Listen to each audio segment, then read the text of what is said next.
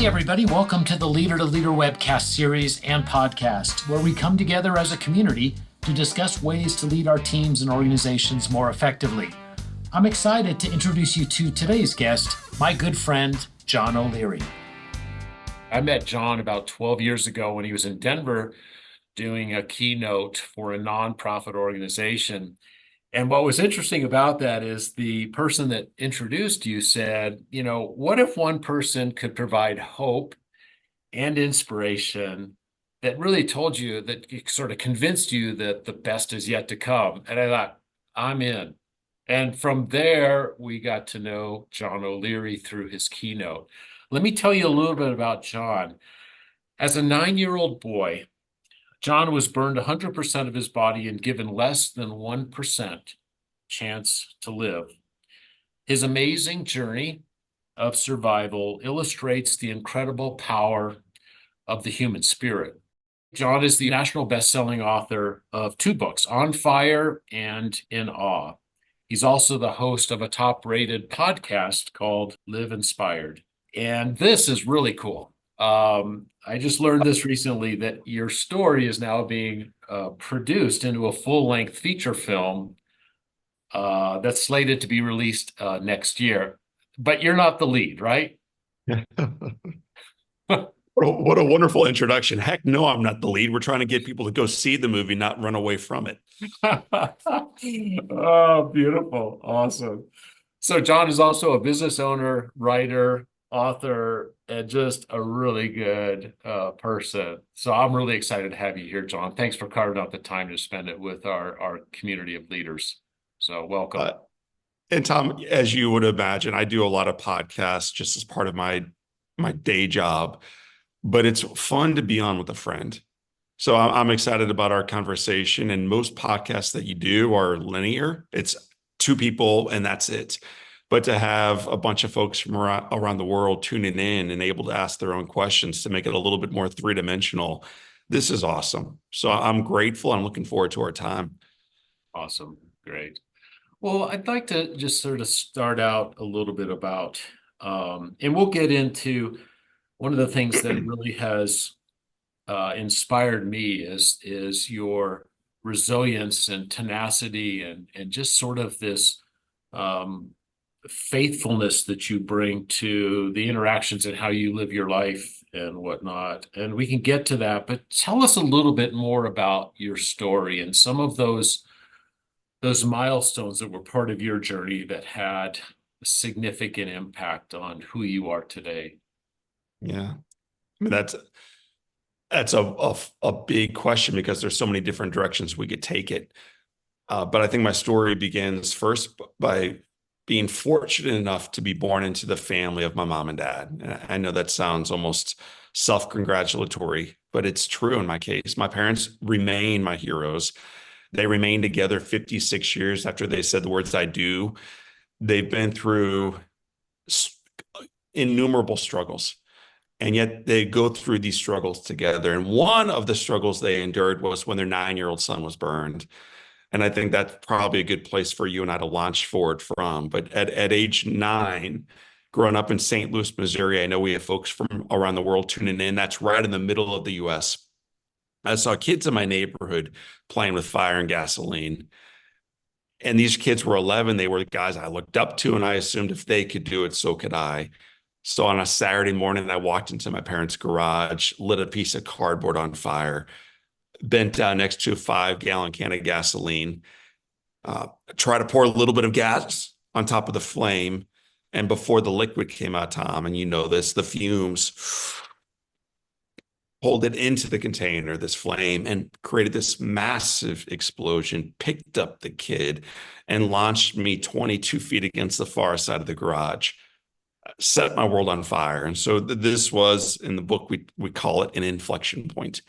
This was a mighty inflection point in my life, the start of the journey forward.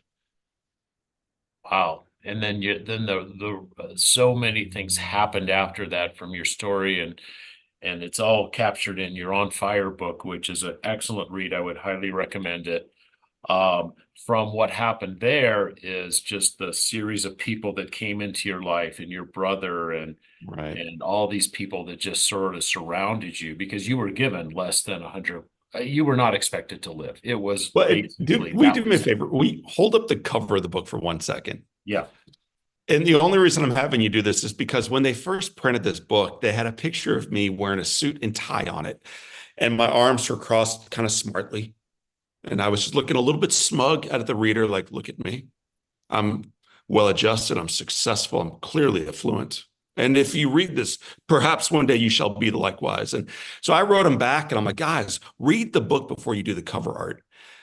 And so then I guess they read the book because they recognized I'm not the hero of this book, not by a long shot. And so when they redesigned it, the letters on it, it's called foil wrap. And the idea is that it's almost a mirror image. So when you look at the book, you don't see John's face, you see yours. Because what you realize as you read this book, and candidly, as you look at your own life, without other people showing up in your life right on time, you would have ended up in an entirely different place. Yeah. And for me, you mentioned the name your brother Jim. My brother Jim is who saved my life. He put out the fire the day I was burned. He was the last person in the world I thought would step forward for me. But he burned himself in the process, beat down the flames for almost 90 seconds, burned himself, saved my life, became the lifesaver of the year for the state of Missouri, and gave me a second chance. And like, well, that's nice. But then a sister came in, and what she does is remarkable. Then a second sister comes, and you read the book. What she Yeah. does is unbelievable. And then my mom and dad, what they do in the emergency room, and then onward from there. And so, in other words, I'm not the hero. I'm not the tough guy. But there are individuals throughout my story, and I think that's who ultimately we want to talk about during this conversation, who showed up, what they did, the lessons they taught, and what it means for us. That's what leadership really is. It's not about how great you are. It's about learning from those who are great around you, how you can serve those that you're called to lead forward. Yeah. Yeah. So you talk about in the book there are 7 choices, and I want to touch on a couple of them because I think that can lead into um, some interesting discussion around some. So what our leaders are out there running organizations. They're running teams, managing teams, and really working to show up really in the best versions of they can to really bring that more. We call it the creative, above the line way of Right. operating to lift people up and elevate them and whatnot. And for many of them, things have gotten more challenging. It's like they're we hear all the time things are challenging and we're trying to keep it going and be motivated. But it's gotten we're tired, a little bit tired on this thing. And I want to look at some of these choices that are in your book relative to a little bit of the backdrop of what's going on kind of contextually. Yes. And one of the first thing you talk about is about owning your life. Kind of what does that actually mean? I mean, Mhm. when you talk about that's their first choice in the book. Yeah, sometimes you look back on life and you realize, wow, I'm glad that became the first choice because 10 years or so after that book came out, I recognize now like that really is the first choice. You can't take the second step until you take the first, which is decide the kind of life you want to live today. And I haven't read the book in a little bit, but I believe that chapter opens up with my mother. And I believe that chapter wraps up with my mother. Hmm. And I'll share both stories, and then we can go into, well, what in the world does that mean for leaders today, John? When I came into the hospital, I had no clothes on my body that had been burned off. More than that, my skin had been burned off. It was 100% burn. 87% of those burns were third degree. It is a death sentence. There's Wow. no chance in 2024 that this kid's going to pull through. There's utterly no chance in 1987 this 9-year-old's going to survive. Yeah. I don't know the math, but I know that I'm in trouble. And my mother walks into this room. She takes my right hand. Y'all can look at my hand right now. This is what it looks like today. But on the day I was burned, it was already mangled, and I could already tell there were going to be major issues with my hand and my body going forward. And I was scared and I was frightened, and I'm looking for hope. I think that's what many of our leaders are looking for. We're looking for like the pause button, like fix this thing for us. And I looked up at my mother. She walked toward me. Even like there's something in there, like rather than walking away from the issue, this beautiful leader walks right to me. She takes my right hand. It's still hot. She pats my bald head and she says, I love you. And I look at her and I say, Mom, will you knock it off with the love? Enough. Am I going to die? And this question was asked not from a position of like authentic wondering. Like I wanted her to make it all go away. I wanted her to let me know it's going to be fine. Right. And instead of offering the milkshake promise, my mom gave me honesty, which is what leaders are called to provide their teams and the reflection in their mirror. And my mother looked at me and said, baby, do you want to die? Your choice, not mine. And I said to her, Mom, I don't want to die. I want to live. So she said, good. Then look at me. And I realized like we're all broadly coming in from various faith backgrounds. But she said to me, John, take the hand of God, walk the journey with him, but listen to me. You fight like you never fought before. Your dad and I will be with you. You're not alone, but do your part and fight. And so on day one, Tom, she didn't alleviate the struggle. She didn't suggest that it was going to be easy. She didn't even lay out a pathway forward necessarily. But instead, she reminded me of the necessity of taking the first right step, which was ownership. Do your part, man. Own your piece of it. And where that chapter wraps is with me coming home from the hospital 5.5 months later, after dozens of skin grafts, after rounds of amputations, after agonizing pain, but now I'm home. And the struggle I faced at home now was I can't pick up the fork. I have no fingers anymore. So my sister Amy, who helped save my life on day one, now grabs a fork on day 5.5 months in, Yeah. starts scooping up the potatoes, moving them toward me. And my mother, leaders, please hear me. I know it's early or late where you are, but listen to this. My mother says, Amy, drop the fork. If John's hungry, he'll feed himself. I can't. Wow. Remember, like I'm a victim to my circumstances. I'm a victim to the US election. I'm a victim to the diagnosis. Whatever the thing is we're saying, man, I'm a victim to that these days. That's what I knew about my life as a kid. I'm a victim for the rest of my life because of this fire. I can't do anything. I've lost agency. And my mother that day is teaching this little boy that that's a lie. That you have limitless potential, but you've got to take the first right step. Pick up the fork, figure it out. And she caused dinner to be ruined. I'll provide a far shorter story than the reality. It was a 2.5 hour dinner before I I took can the only first. imagine. I mean, it was horrible. She ruined dinner for everybody. She ruined the welcome Yeah. home party. But what she taught was that a little boy could figure out a way to wedge a fork between his left hand and right hand, scoop up potatoes, and with an angry scowl, look at his mother with hatred, but feed himself, take ownership for his life. And there's application not in burn care around this, but in our lives. I think we give a lot of power to headlines. We give a lot of power to what's happening in an election. We give a lot of power to what's happening in our neighbor's opinion of our life. And I try to remind people through my work, and I try to remind myself each morning in the mirror to focus on the most important, let go of the rest and take the next right step forward. And in order to take the next right step forward, you've got to take the first one. You've got to own your life. It's such a powerful thing to keep in mind, John. And I, sometimes we'll hear out there from our leaders that um, that it's challenging, yes. And some people are just more resilient. And what I'm hearing from you is that, we wake up every day on with that choice ahead of us, right? Of Right. how are we gonna lean into the day, and how are we gonna show up with ourselves and our families and our teams and whatnot. And we make that choice. We have more agency than we think we have. And that's what I'm hearing from you. You're hearing it from me, but I think you hear it from anyone who's ever been diagnosed with cancer. When you say to them, I don't know how you do it.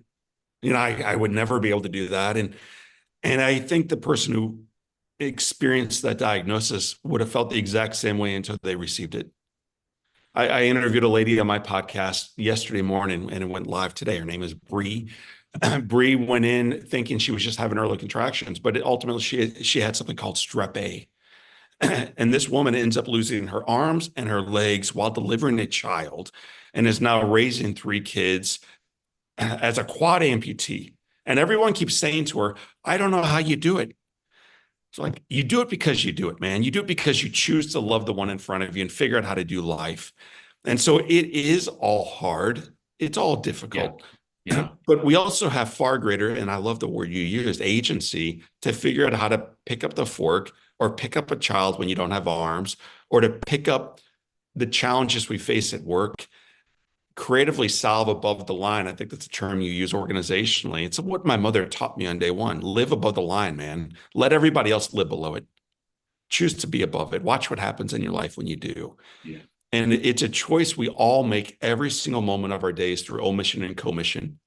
Yeah. Either just because we passively jump into the river and we are living either above it or below the line, or because we're choosing this path. And I think what you try to do, Tom, through your work is inspire folks and encourage folks to choose to live above it on purpose Yeah. And consciously live above it. But that really requires a lot of effort sometimes more than others. every Yeah. day. Yeah. And let me just say this, guys, like, if you're like, wow, man, this dude really drank his coffee this morning. He's coming in like rolled and fired up. What I will say to you is I looked in the mirror today and I saw a broken, scarred, wounded body, physically in pain every day of my life, who chooses to get up and attack the day. Yeah. Like this isn't like easy. It's not fun. It's not passive work. It is a choice. And the alternative choice is to stay in bed and complain about the misery of it all. So choose carefully which way you want to step into your day. But it's a choice we all get to make, and thank heavens for it. Yeah. One of the things that is so well said. And one of the things that we in the leadership work that we work with all of our community of leaders, no matter where they are, is to really think about that sort of that one of the things that we talk about below the line, kind of above and below the line, we talk about that passivity, sort of, you talk about it as the word that you used in your book was that indifference, Hmm. versus having a sense of why you're doing what you do. And I, Simon Sinek wrote the book Start With Why, which I think it's a great book. But you talk about it relative to own personal purpose of having a reason why you get up and do what you do every day. Talk a little bit about that as a motivator to be able to make that choice, right? Yeah. Well, and for me, like, I'm not my job title. I don't even know what my job title is anymore. But I'm a husband. I'm a father of four. I'm trying to take care of my dad as he experiences Parkinson's disease, late stage, 37 years of Parkinson's disease. I'm trying to be there for his caregiver, my mom. Some of my siblings are struggling. I'm trying to serve them. I had a friend whose wife recently passed away, and that's where when you said, John, you look like you're coming out of a meeting. I was, man. I was crying with my friend as he's figuring out how to step forward into a life with four young kids, and his wife is no longer with him. What do you do with that?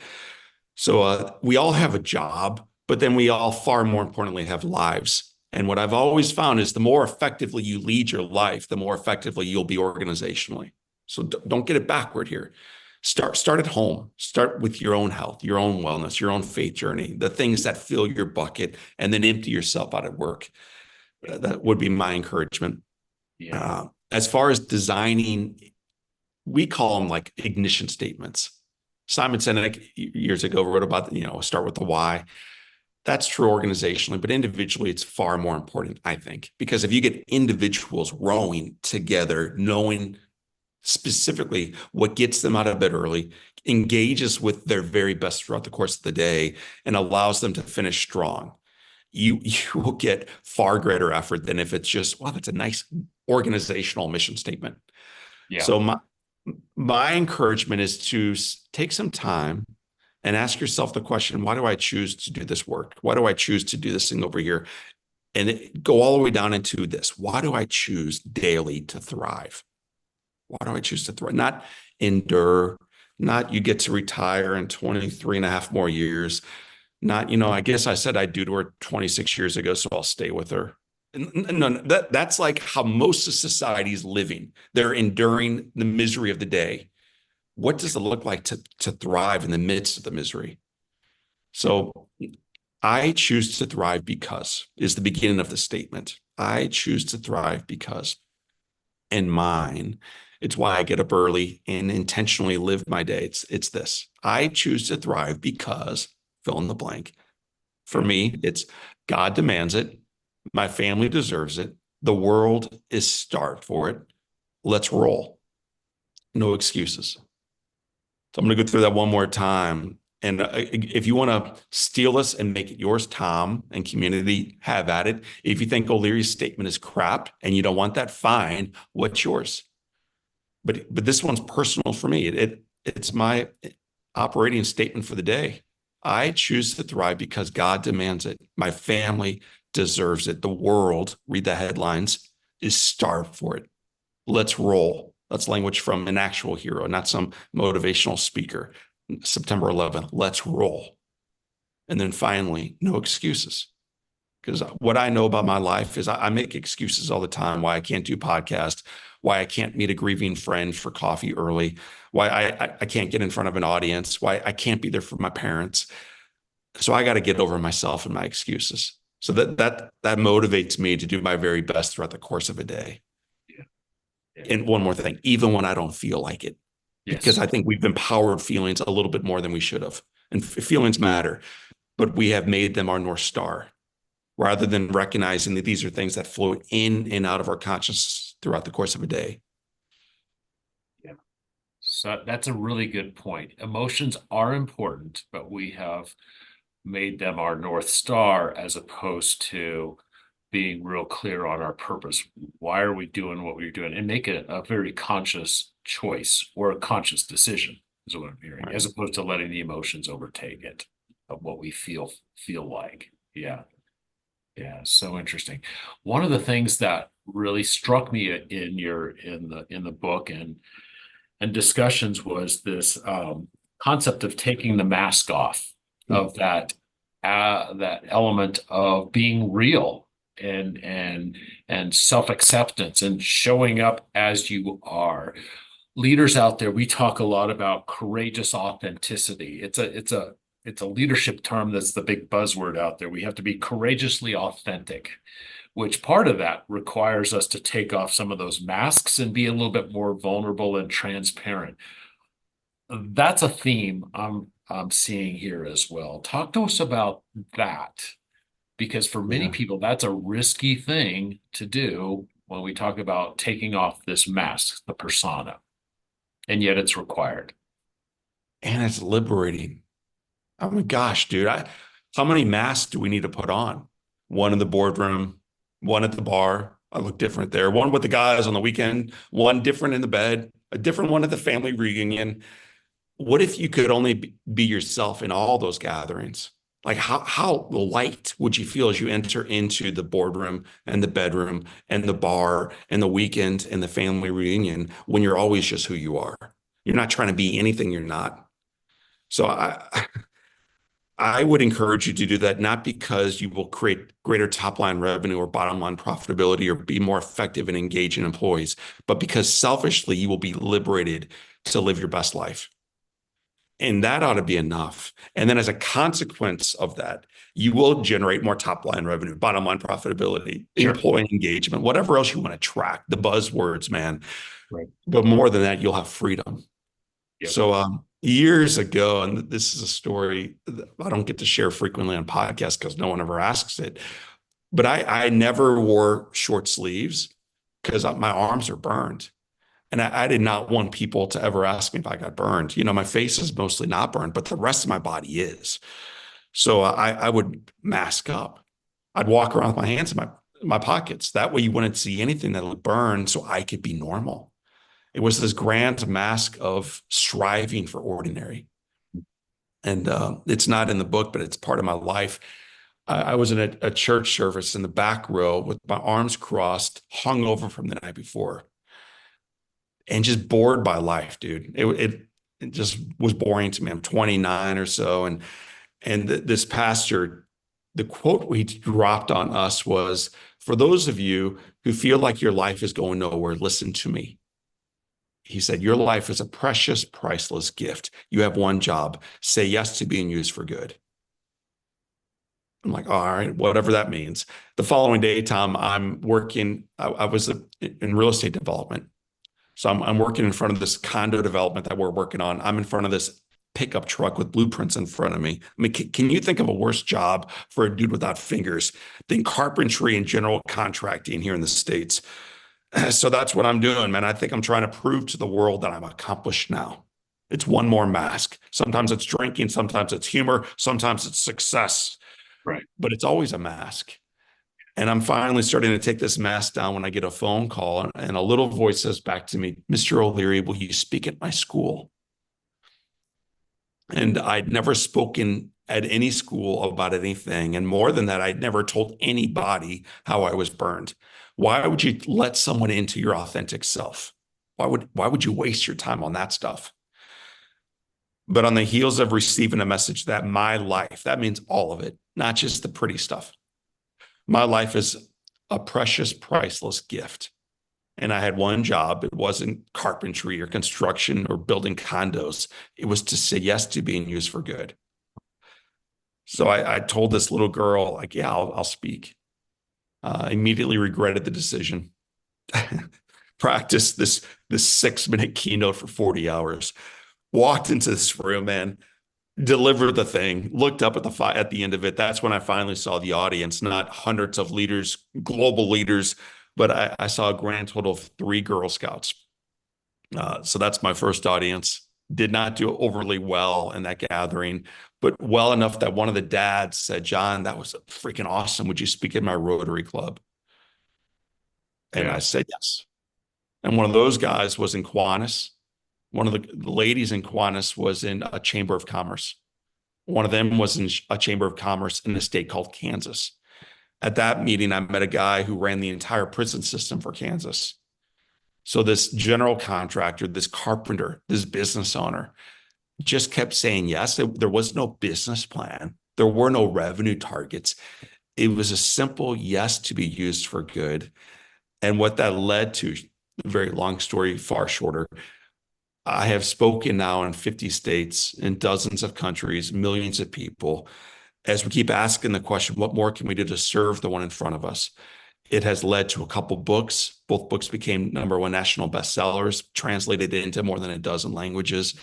The podcast, the coaching, the consulting, the online community, the movie coming out, the growth, in other words. So the business leaders in the room that are only focused on, dude, how do we grow top line?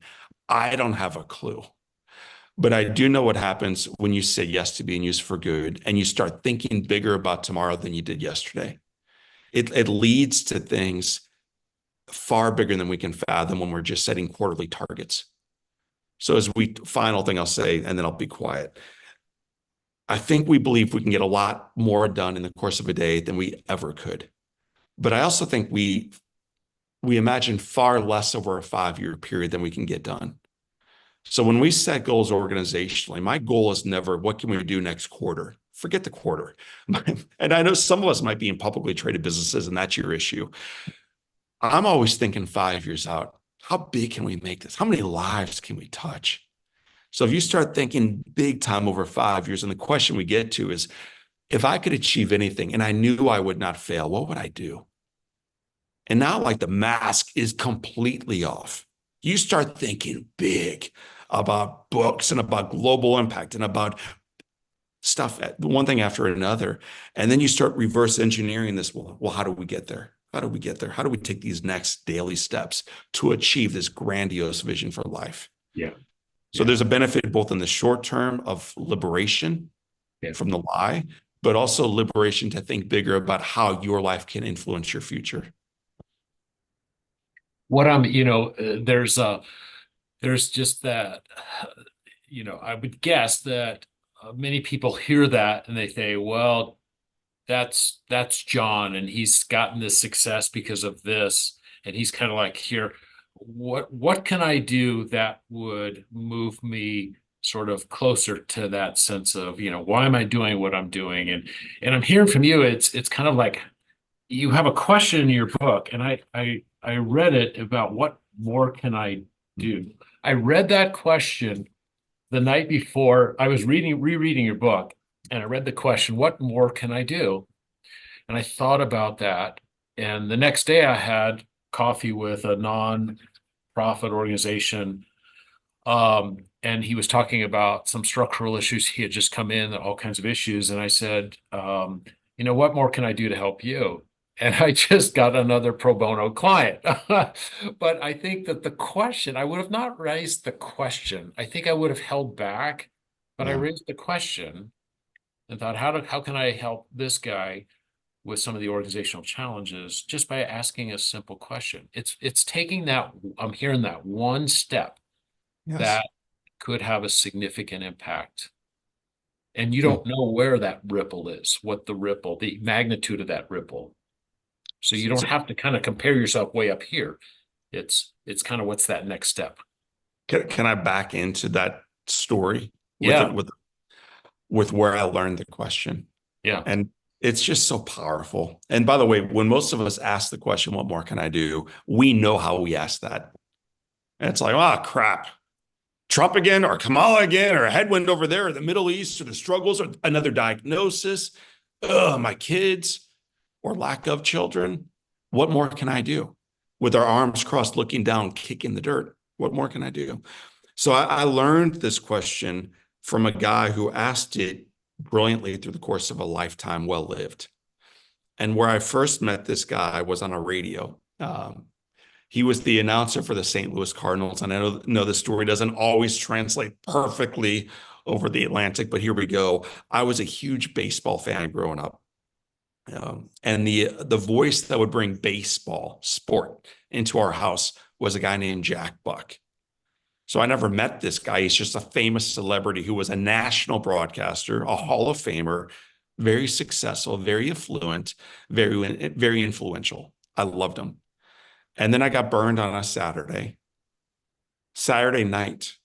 I'm laying in a hospital bed, dying. I'm tied down to the bed. I'm wrapped in bandages, head to toe. I can't communicate because there's a trach right here forcing oxygen into my damaged lungs, and my eyes are swollen shut. So leaders, I'm tied down, swollen shut, can't do a thing. I have no agency except I could dream, I could pray, I could set goals, and I could listen. So I still had something. Don't give it all away. I still had something, man. I could still imagine tomorrow. And as I'm laying in this hospital bed, my door opens up. I hear footsteps walk in. A chair comes across the floor, and then I hear the voice of Jack Buck, the radio broadcaster, not on the radio, not at some sports game, but now he's in my hospital room, and he says to me, "Kid, wake up. You are going to live. Keep fighting. John O'Leary Day at the ballpark will make it all worthwhile." And then he says, "See you soon." He walks out of that room, is told by the staff the kid is going to die. Like there's no chance here for your top line revenue target or your marriage or your health or the crisis we face globally. We've all received that diagnosis. What do you do with it? yeah. With this mandate, he's part of the greatest generation. Um, Picked up a Purple Heart in a little skirmish called the Battle of the Bulge. This is a man's man who asked the question night after night, humbly, faithfully, what more can I do to make tomorrow better than today? And sometimes that's about his children. Sometimes it's about his wife. Sometimes it's about a child in a hospital bed. What more can I do? The following day, it's Sunday now, there's a child in a hospital bed named John O'Leary who is dying. And then the door opens up, footsteps walk in, and Jack Buck comes back in and says, "Kid, wake up. You are going to live. Keep fighting." That man, and it's a long story. I'll share no more of it than this. That question is what propelled him not only to become a Hall of Fame broadcaster, which is lovely, top line revenue, people. Let's go for it. The brass watch, man. Why not earn that too on the way up? The final rung of the ladder, climb all the way to the top. Fine. I'm all for it. But more than that, it allowed him to be a Hall of Fame human being. So that question you asked yesterday in your not-for-profit meeting that now brought you on yet another pro bono client and will change more lives because of it is the very same question that I think can galvanize and shape and change the world for good when individuals start asking that intentionally. We keep waiting for the next election. We keep waiting for the next ceasefire. We keep waiting for something else to happen out there beyond our agency.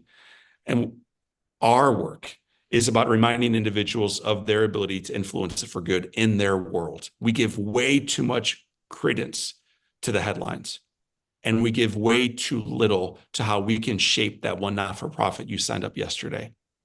You start signing up enough of them.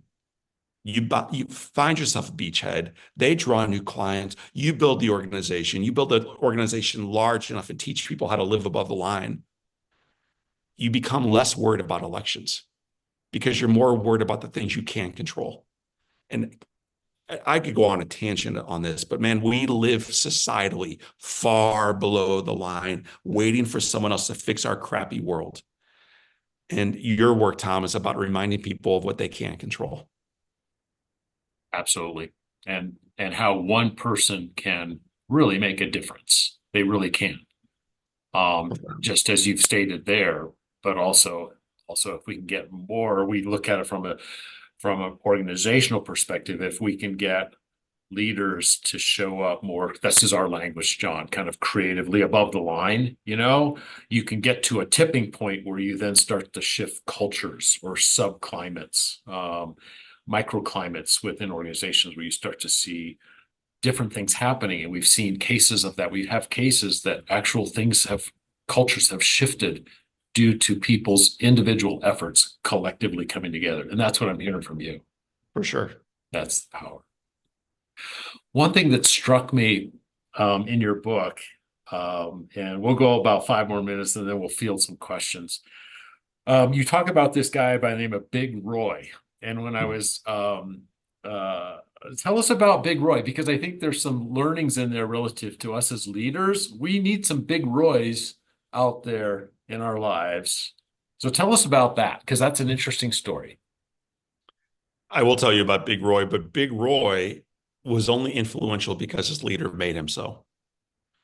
And what I mean by that is when I was a burned patient in a hospital bed, every morning our leader, to the leaders who, if I haven't rocked you to sleep yet, good. You've had a nice stiff cup of coffee or a stiff gin and tonic. I'm glad you're still with us. But my leader's name was Dr. Vachi Avajan. He was born in Lebanon, burned as a child, received care in Canada, ultimately became a medical student in the United States and served burn patients in the Midwest. So globally traveled man who was for others. And what he knew, leaders, is he can't influence lives for good by himself. He needed the ecosystem. He needed the micro community, Tom. So this man, every morning of his life, would round with the entire team. It takes a village in life, but in particular in burn care. There's, I think, 23 interdisciplinary groups that come in to serve this child. And he would round with all of them and remind each one of them by name of the value of their work. So from custodial services to the blood technicians to the dietary folks, he would remind each of them, without their work, this child isn't here. And then he would say, thank you, thank you. So one by one, he elevated their drive to do mighty things through their day, which is ultimately, leaders, your job, to remind people to stretch a little bit more than they thought possible. One of the individuals he encouraged to stretch was a CNA, and I don't know if that job title works everywhere, but basically like a minimum wage nurse. Okay, like incredible leader. But these are the folks whose job it is to change bandages and do bedpans and change sheets. Like that's their job. But this leader had inspired his leader, this guy named Big Roy, to think more about who he really was and what the job really entailed. So every morning, Big Roy would come into my room. His job was to take me and do my bandage change. That was his job. But what he would do, because he'd been inspired, was far more than that. He would pick me up. He would get me on my feet. which no one thought was possible because my legs had been burned to the bone in some areas. So I'm never going to walk again. Everybody knows it, including the patient, everybody. And Roy would walk me back toward the bandage change with my little legs dangling between his. And he would say to me, boy, you are going to walk again. You might as well get used to it. Move those legs because today you walk and I'll walk with you. Then he would say, you doing okay, boy? And I would say, no. And he would say, too bad, man, because today you walk and I'll walk with you. So, Tom, he's inflicting pain into my life. Like the blood is racing from my body down to my legs. It's an indescribable feeling. But he's also casting a vision of what one day may happen, a vision that no one else believed in until Roy came into my life and started casting this vision for me and for others. And as you saw a moment ago, and if you want to walk all the way around the room for a while, like I walk forward in life, professionally, personally, relationally, spiritually, in every facet, not because I'm that tough, but because I had an awesome burn nurse who believed I could long before anybody else. But that burn nurse, Big Roy, this huge athletic man, had been inspired by his leader to recognize the dignity of his work. Martin Luther King Jr. wrote an awful lot back in the 60s about racial equality in the United States and around the world. But if you go deeper into his writings, it's really also about the dignity of work. And we have lost sight of that, leaders, that whatever the job you do is fundamentally matters. It matters deeply. King one time gave a speech to a group of middle school kids, Black children in Philadelphia, impoverished community. And he told them, if you are called to be a street sweeper, sweep the street like Michelangelo created art, man. And when he was done with this beautiful quote, these kids in sixth, seventh, and eighth grade who today would boo him for saying, you think I'm going to be a janitor? What they did when he was done speaking, they stood up and they applauded. Because what they recognized in front of this man was whatever you do, do it well. And we have lost sight of whatever you do, do it well. Whatever you do, do it well. Because there's dignity in doing the work well. That's what Roy was inspired to do in the 80s. And it changed my life. Yeah. We talk a lot in the leadership world about how sometimes as leaders we can change lives. I mean, I was with another group earlier this week, and somebody asked the question of how long do we sort of empathize with people without us not kind of going down below the line, but how, we want to empathize and also kind of lift up. And what I'm hearing from you is that sometimes we need to lift people up metaphorically within our organizations and be a bit of a big Roy to others to try to bring out their best and get them to really kind of move forward as opposed to sitting down in that sort of that below the line mindset. And that's leadership right there. In 2020, I mean, our industry was affected dramatically. The vast majority of our revenue either comes from live coaching and consulting or motivational speaking. Yes. 2020 affected that part of our world. And I gave everybody journals then with the question, what more can I do on it? But below that was grace, the word grace, and excellence. Yes. And I wanted our team to recognize, dude, this is going to be a messy period. Like, who knows really how we're going to get through this thing? So we need to give each other and ourselves a ton of grace. And leaders, we expect from ourselves and one another excellence. And that's a delicate balance to get right in the way we all lead today. Yeah. But it's important to strive to get it right because you don't want to be all grace. Yeah. You don't want to always just empathize and like put your arm on their leg and say, oh gosh, yeah, you stay down here for as long as you want. There's a period of time where you do that. But there's also a period of time where you get your hand off their leg and you pick them up and say, all right, boy, you will walk again. Start moving those legs and recognize I'll walk with you. You're not alone, but move, go, succeed, strive. And I think Roy, as beautifully as anybody else I've ever worked with, got that balance just right between grace and excellence. Yeah. Yes. So true. We're going to go to questions here in just a bit, but tell us about this movie. I mean, you're not in it, Who's in it? I mean, is it kind of like a third level actor that's just on the street playing your role, or is this like big time stuff? Tell us about this. Yeah, so it started 8 years ago. A woman asked if she could turn my story into a movie, and I kind of gave her a vague yes, thinking it would never happen, but it has.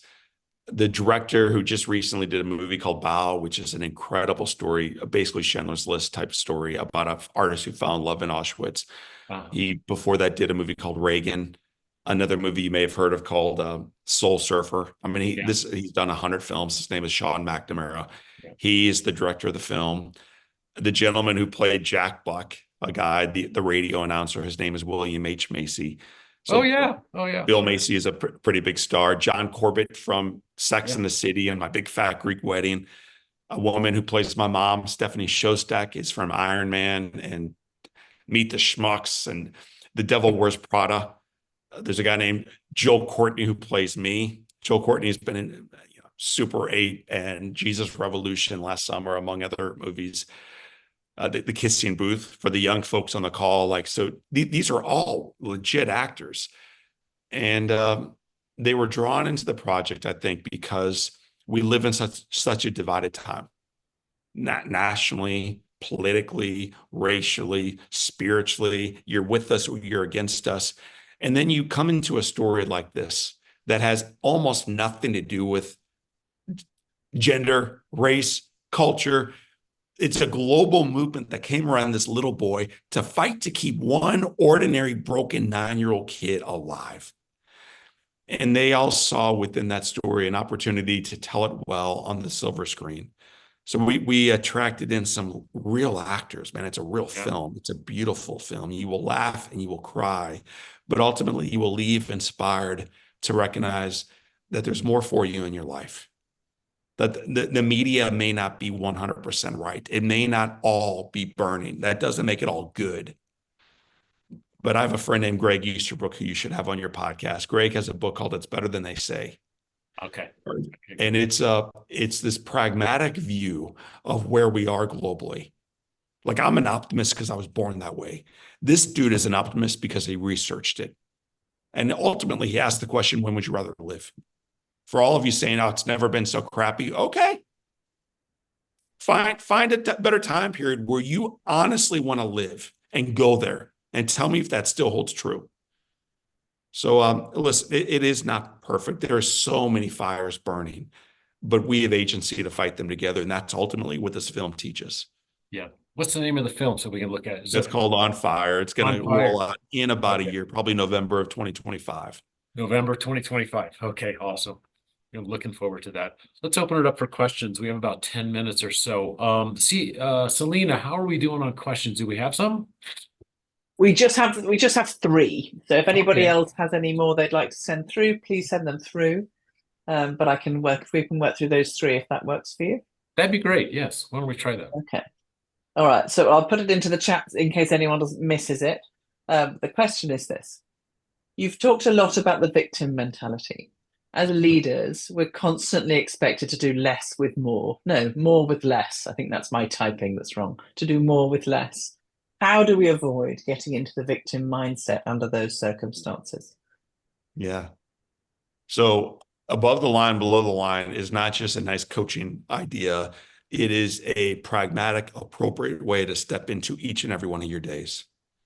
So what I would encourage all of us who are doing more and more and more with less and less and less is to make sure before you do that, you fill your bucket up each morning. I spend a lot of my time on the road traveling. You happen to catch me today in my hometown of St. Louis. This is my home. Right behind me, that little door is still open, in fact. That's my screened-in porch. I go out there every morning about an hour before the rest of the world is awake. And I have a cup of coffee, I have a big water, and I wait. That way is east. I look east as I journal, and I ask the question, why me? And the majority of the world today is asking the question, looking down, arms crossed, angry at it all. Are you really asking me to do more and more and more with less and less and less? Seriously, again, why me?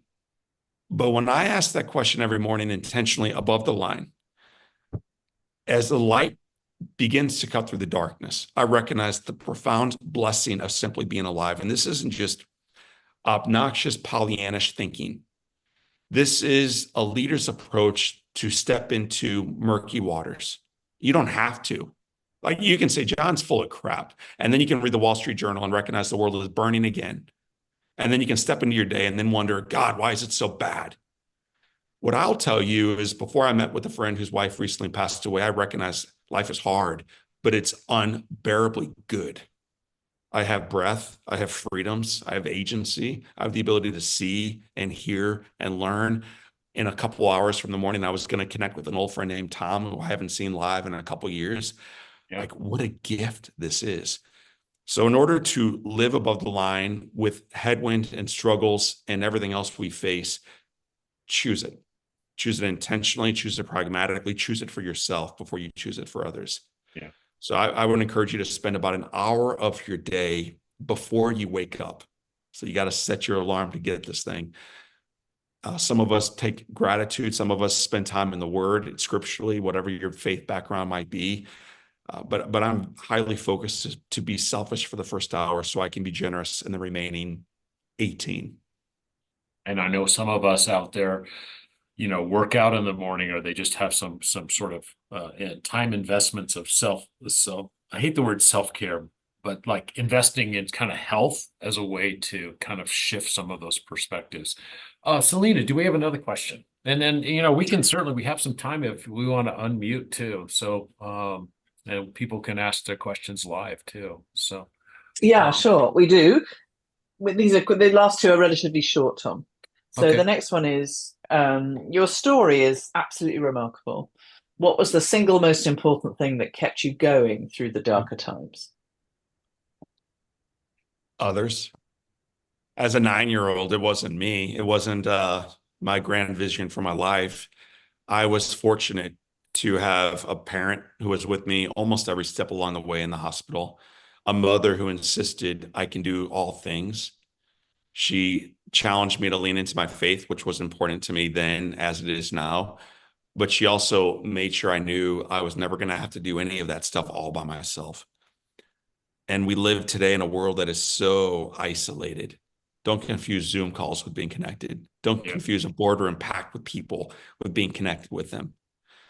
So I've learned from childhood on the need to be sincerely connected with other people and authentic enough, courageous authenticity. Is that a term you used earlier, Tom? Yeah, it is. Yeah. I am so vulnerable in life because I realize, dude, I need your help, but I also recognize you probably need my help too. And the more we can go through this thing together, the more effective we can mitigate the challenges we face right now. So you asked what was the most important thing? People stepping forward for me. And I'm even looking over here. You probably see, I have a lovely home. I have a wonderful life and wife and kids. And I have a grand piano over here. And why would you have a piano in your house when you don't have any fingers, John? That's ridiculous. Is it to look at? Is it pretty? No, it's out of tune. It's not all that pretty either. It's kind of old and antiquated. But the reason I have a piano is because my mother taught me at age 9 I could play again. And so this little dude with no fingers was taught by his mother that he could do extraordinarily difficult things. And what that began was this process at first of playing with a pen, with a rubber band attached to my broken hand, and then 2 pens. And then ultimately they did a surgery so I could play little chords, three notes at a time. My mother, in other words, the most important thing was others, wasn't teaching me piano. She was teaching me possibility. She was teaching me agency.